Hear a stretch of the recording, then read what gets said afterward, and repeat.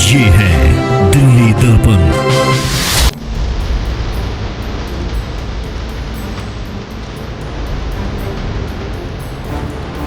ये धांधली को पकड़ने के लिए तब तक संभव नहीं है जब तक टीचर खुद अपनी आवाज नहीं उठाएगा।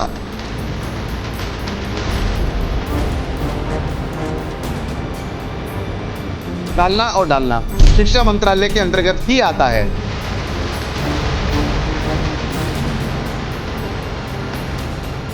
लेकिन ये जो मिलीभगत है वो मजबूर करती है शोषित करने के लिए।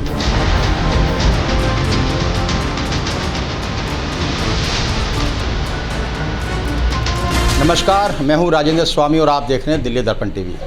दिल्ली के पीतमपुरा के राइजिंग स्टार एकेडमी स्कूल की जो खबरें हमने लगातार दिखाई हैं, उसके बाद बड़ी संख्या में बहुत सारे टीचर्स ने और कई लोगों ने फ़ोन करके हमें कहा कि शोषण की पराकाष्ठा स्कूल की मैनेजमेंट उनके टीचरों के साथ ही कर रही है, बच्चे भी पीड़ित हैं। लेकिन जो सबसे ज़्यादा हैरानी की बात जो सामने निकल के आई है, कई टीचरों ने ये हमें शिकायत की कि उनसे कैशबैक भी वो लेते रहे हैं और जो उनकी डेट ऑफ ज्वाइनिंग है उसको वो लगातार बदलते रहे हैं ताकि उनको जो मिलने वाले लाभ है वो न हो सके। हालांकि कुछ लोगों ने जब खबर चलने के बाद टीचरों ने जांच की तो बड़ी संख्या में ऐसी टीचर सामने आई है। तो इस विषय पे हम बात करने के लिए मौजूद हैं, हमारे साथ हैं क्रांति अगेंस्ट करप्शन के हितेश कौशिक जी हैं, जो काफ़ी जाना माना नाम है और इस तरह के इश्यूज़ को वो उठाते रहे हैं। आज हम टीचरों के इश्यूज़ पर ही इनसे हम बात करेंगे। अक्सर ऐसा सुनने में भी आता है कि कैशबैक टीचर लेते हैं, लेकिन एक जो नई चीज़ निकल के आई है, जो हमने खबर दिखाने के बाद कि बहुत सारे टीचरों को पता ही नहीं होता है कि उनकी डेट ऑफ ज्वाइनिंग लगातार बदलती रहती है। तो सबसे पहले तो इसके क्या नुकसान होते हैं किसी टीचर को, ये जानना चाहूँगा। और क्या इस तरह की शिकायतें आपके पास भी आती हैं क्या? नमस्कार स्वामी जी, मैं हितेश कौशिक। मैं आपको जो आपका सवाल था उसको बताना चाहता हूँ। किसी भी टीचर की ज्वाइनिंग जो बार बार चेंज करी जाती है, उसके पीछे मुख्य ये कारण होता है उस टीचर को पूरी सैलरी ना देनी पड़े। उसको एडहॉक बेसिस पे रखा जाता है, 11-11 महीने के एग्रीमेंट करे जाते हैं उसके साथ। और बहुत सारे रीजंस ऐसे भी होते हैं जहाँ पे टीचरों को पता ही नहीं होता कि मेरी ज्वाइनिंग जो है चेंज कर दी गई है। जैसे आपने एक स्कूल का नाम बताया, वो तो केवल एक स्कूल है।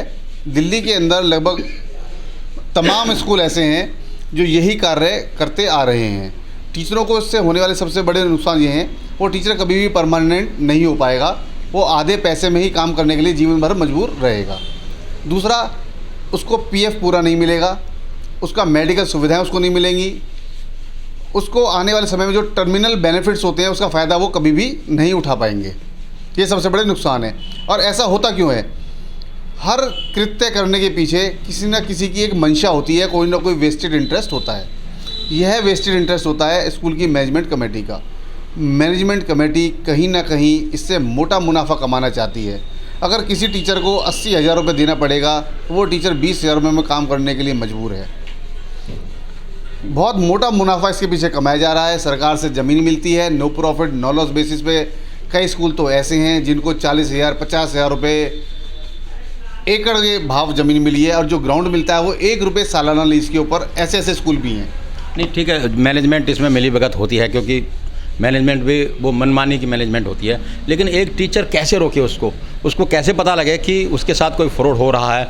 अमूमन उनको जानकारी का अभाव होता है कि नहीं लगता कि अगर वो चेक करना चाहे तो क्या ऐसे टीचरों को आप क्या सलाह देंगे कि किस तरह से वो चेक आउट करें कि उनके डॉक्यूमेंट्स के साथ छेड़छाड़ तो नहीं हो रहा, उनके ज्वाइनिंग के साथ छेड़छाड़ तो नहीं हो रहा? ऐसे में समय समय पर टीचर को या तो अपने बारे में आरटीआई निकाल लेनी चाहिए, जो उनकी एक रिपोर्ट तैयार होती है, सीआर बोलते हैं, जो उनकी जॉब से संबंधित होती है।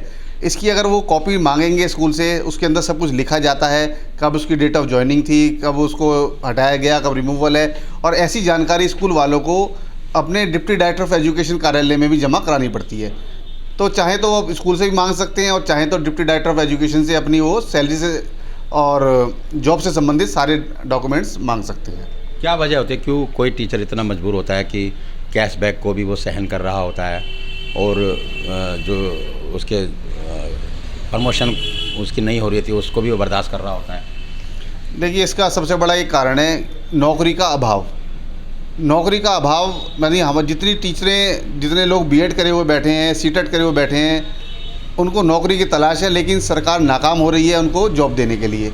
अब उनको प्राइवेट स्कूलों का सहारा लेना पड़ता है। Delhi school education act Delhi के अंदर बना हुआ है, यानी कि एक फ्रेम बना हुआ है कि इस तरीके से स्कूलों को चलाया जाएगा। स्कूल एजुकेशन एक्ट का पालन करना सभी स्कूल वालों के लिए अनिवार्य है, लेकिन ये जो मजबूरी होती है ये ऐसा कराने में मजबूर करती है टीचरों को। देखने में आया कि अगर कोई विरोध में आवाज़ उठाता भी है तो उसको निकाल दिया जाता है, तो वो कौन कौन से हथकंडे होते हैं? देखिए, सबसे पहले तो उनको प्रोबेशन पर रखा जाता है, 11 महीने का इसलिए रखा जाता है कभी भी समय रहते स्कूल को टीचर को निकाला जा सके। कोई टीचर को लगता है कि ये आवाज़ नहीं उठाएगा तो उसका प्रोबेशन पीरियड 1 साल के लिए और बढ़ा दिया जाता है, 1 साल 2 साल 3 साल। इसी वजह से जो डेट ऑफ ज्वाइनिंग होती है टीचर की चेंज होती रहती है। जब तक टीचर शोषित होने के लिए तैयार है तब तक उसका शोषण करता रहेगा। अगर टीचर चाहे तो 1 साल के प्रोबेशन पीरियड के बाद वो कोर्ट भी जा सकता है, उसके पास पूरे अधिकार हैं। क्योंकि अगर वो जॉब टीचर को बढ़ाई जा रही है, प्रोबेशन पीरियड बढ़ाया जा रहा है, इसका मतलब वो जो नौकरी है वो परमानेंट जॉब है, परमानेंट वैकेंसी निकली हुई है। उस वैकेंसी को निकालने के लिए अखबार में इश्तिहार दिया जाता है, एक इंग्लिश में एक हिंदी में। उसके बाद एक मैनेजमेंट कमेटी बैठती है, वो निकालती है कि इस टीचर का अपॉइंटमेंट होगा। जब इनके पास उनके रेज्यूमे आते हैं तो यहाँ से डीपीसी एक कमेटी होती है जो जिसके अंदर डिप्टी डायरेक्टर ऑफ एजुकेशन का एक व्यक्ति उसमें मौजूद रहता है, डीडी ऑफिस का एक व्यक्ति वहाँ पे जरूर मौजूद रहेगा, शिक्षा मंत्रालय से वो आएगा और उसको यह पता रहता है कि कितने रेज्यूमे आए हैं, कितने लोगों का इंटरव्यू हुआ है, और फिर वो जब किसी को अपॉइंट करेंगे तो उसकी नियुक्ति का एक चिट्ठी एजुकेशन विभाग में भी जाएगी। यानी कि निकालना और डालना शिक्षा मंत्रालय के अंतर्गत ही आता है, लेकिन ये जो मिलीभगत है वो मजबूर करती है शोषित करने के लिए। बिल्कुल, आप कह रहे हो कि एक लंबी प्रोसेस होता है और हर बार एजुकेशन डिपार्टमेंट को इंटीमेट करना पड़ता है। हाँ जी। तो जब हम देखते हैं, जैसा राइजिंग स्टार एकेडमी स्कूल की मैं बात कर रहा हूँ, एक टीचर 3-3 4-4 बार, हो सकता है कि कोई टीचर एक बार छोड़ दे दोबारा आ जाए, लेकिन बहुत सारे टीचरों के साथ रिपीटेडली ऐसा हो रहा है, तो कहीं ना कहीं दाल में काला है। एजुकेशन डिपार्टमेंट क्या मॉनिटर नहीं करता? क्या कोई उसमें कोई व्यवस्था ऐसी बनी हुई है कि इस तरह की धांधलियाँ स्कूल ना कर पाएँ? ये उसकी जिम्मेदारी है, देखना, देख पाती है क्या वो? देखिए, इस धांधली को पकड़ने के लिए तब तक संभव नहीं है जब तक टीचर खुद अपनी आवाज़ नहीं उठाएगा, अपने बारे में उसको अपने अधिकारों के बारे में नॉलेज नहीं होगी। तब तक यह पहले भी चलता आ रहा था, अब भी चल रहा है और आगे भी चलता रहेगा। जो टीचर जान जाता है, समझ जाता है, वो कोर्ट की शरण में जाता है। कोर्ट की शरण में जाता है, उनको बहुत मोटा कंपनसेशन मिलता है, पूरी सैलरी मिलती है। लेकिन अगर टीचर नहीं जागेंगे तो ऐसे ही मैनेजमेंट कमेटी के हाथ की कठपुतली बने रहेंगे। ऐसा भी आता है कि वो शिकायतें करते हैं, अगर कोई कोर्ट में जाता है या तरह तरह के हथकंडे अपना करके उनको टर्मिनेट भी कर दिया जाता है।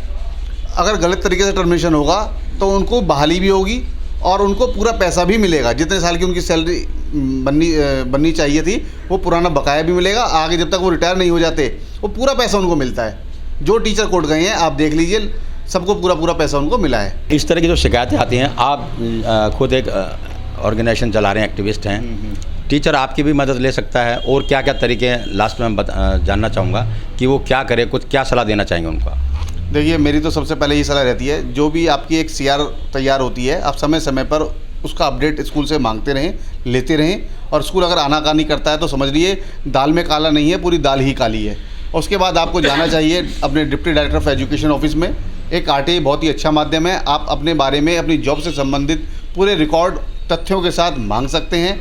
अगर आप ऐसा कर पाते हैं तो मुझे उम्मीद है कि आपको किसी भी तरह की कोई परेशानी नहीं होगी। अगर आपको ऐसी कोई परेशानी सामने आती है तो आप मेरे एनजीओ से, क्रांति अगेंस्ट करप्शन से संपर्क कर सकते हैं। और मैं ही नहीं, ऐसे बहुत सारे एक्टिविस्ट होंगे दिल्ली के अंदर जो टीचरों की और पेरेंट्स की परेशानी को दूर करने के लिए, हर मदद करने के लिए तैयार रहते हैं। मेरे पास एक स्टाफ स्टेटमेंट हाथ लगी है, आप थोड़ा कैमरामैन से मैं रिक्वेस्ट करता हूँ, थोड़ा सा आप इसको आगे लेकर के आएँ। यहाँ पर ये मार्क है नीतू, ये सन 2020 की स्टेटमेंट है। यहाँ पर नीतू मैडम टीजीटी बीएसटी की टीजीटी हैं, रेगुलर एम्प्लॉई हैं यहाँ पे। अगर आ गया हो तो ठीक है। मिस नीतू पीजीटी यानी पोस्ट ग्रेजुएट टीचर हैं ये 2020 में। अब इसी को हम आगे लेके चलते हैं। हमने जब आरटीआई लगाई और 2022 का हमारे हाथ में आया तो ये नीतू मैडम पीजीटी से टीजीटी बन चुकी हैं। यानी कि दुनिया का प्रमोशन होता है, जब एक्सपीरियंस होता है तो हम आगे की तरफ बढ़ते हैं। और यहाँ तो डिमोशन हो रहा है, 2 साल के अंदर डिमोशन होना। ये कृत्य यह दिखाता है कि किस तरीके से मैनेजमेंट सब कुछ अपने हाथों में रखता है। वो रस्सी का सांप बना सकता है, सांप की रस्सी बना सकता है। ऐसा मैं आपको एक स्कूल का उदाहरण देकर के बताना चाहता हूँ। दिल्ली के अंदर एक नामी स्कूल है जिसका नाम है कालका पब्लिक स्कूल, जो कि एक मेहरोत्रा फैमिली के द्वारा चलाया जाता है। मेहरोत्रा फैमिली की जो 2 बहुएं हैं, दोनों स्कूल की प्रिंसिपल, वाइस प्रिंसिपल, जो स्कूल की मैनेजर हैं वो स्कूल के चेयरमैन की वाइफ हैं, और जो स्कूल की छोटी प्रिंसिपल है उनकी बेटी है, और दोनों बेटे स्कूल की मैनेजमेंट कमेटी के मेंबर हैं। यहाँ तक कि उनकी तीसरी पीढ़ी जो बच्चों के बच्चे हैं वो भी मैनेजमेंट कमेटी का पार्ट हैं। अब वोट ऑफ मेजॉरिटी के साथ कोई भी डिसीजन को अगर पास कराना होता है, ये लोग आसानी के साथ करवा के ले जाते हैं, और एजुकेशन डिपार्टमेंट आंख मूंदा, आंख बंद करके बैठा रह जाता है। ये सबसे बड़ी विडंबना है। देखने के बावजूद आम आदमी, आम टीचर, आम पेरेंट्स इनका कुछ भी बिगाड़ नहीं पाते। क्यों? क्योंकि पूरा मैनेजमेंट कमेटी एक परिवार के हाथों में होती है, जबकि एज़ पर दी रूल किसी भी संस्था की मैनेजमेंट कमेटी आपस में ब्लड रिलेटिव नहीं हो सकती। यहाँ तक कि ये झूठे एफिडेविट भी अलग अलग संस्थानों में जमा कराते हैं कि we are not in blood relative either way in any way, और नीचे बाप और बेटा सिग्नेचर करते हैं। अगर किसी को ऐसी जानकारी चाहिए हो तो मेरे पास ऐसे सबूत अवेलेबल हैं। इस तरह की अगर सामने दिक्कतें जो आते हैं सब करप्शन से जुड़े या फिर इस तरह के भ्रष्टाचार से जुड़े मामले या इलीगल एक्टिविटी से जुड़े, क्या कार्रवाई हो सकती है इनके ऊपर? देखिए, इनके ऊपर सबसे बड़ी कार्रवाई स्कूल को टेक ओवर कराया जाना, यानी कि जो शिक्षा विभाग है इसकी पूरी मैनेजमेंट कमेटी को टेक ओवर कर लेता है और एक अपना मैनेजर वहाँ पे नियुक्त कर देता है जो कि स्कूल को चलाएगा। और दूसरा इनके पास पावर है स्कूल को डी रिकॉग्नाइज करने की। मैं ये नहीं चाहता कि किसी भी स्कूल को डी रिकॉग्नाइज किया जाए। क्यों? क्योंकि वहाँ पे 2000 बच्चे पढ़ते हैं, 2500 बच्चे पढ़ते हैं, हमारे आपके बच्चे भी पढ़ते हैं। और अगर वहाँ पे एकदम से स्कूल टेक ओवर हो जाएगा तो वो ज़्यादा बेहतर रहेगा, और डी रिकॉग्नाइज हो जाएगा तो वो जो बच्चे वहाँ पढ़ रहे हैं वो कहाँ जाएंगे एकदम से। तो सरकार के पास पूरी पावर है। ये लोग केवल एक ड्रामा करते हैं कि हम क्या करें, ये तो प्राइवेट स्कूल है। दिल्ली स्कूल एजुकेशन एक्ट में शिक्षा विभाग के पास पूरी पावर है, स्कूल को चाहे तो वो टेक ओवर भी कर सकता है। चलिए, बिल्कुल हितेश कौशिक जी साफ उन्होंने कहा है कि टीचरों को खुद नज़र रखनी चाहिए, अपने दस्तावेज समय समय पर चेक करते रहने चाहिए, ताकि उन्हें ये लगे कहीं उनके साथ भी यही धोखा तो नहीं हो रहा है। तो अगर आप जागरूक बनेंगे, आवाज़ उठाएंगे, तो हो सकता है कि इस कैशबैक जैसी सैलरी से या फिर जो आपके साथ आपके अनुभव को लेकर के जो खिलवाड़ हो रहा है वो सब ना हो। आवाज़ उठाइए, जागरूक रहिए, जिम्मेदार बनिए।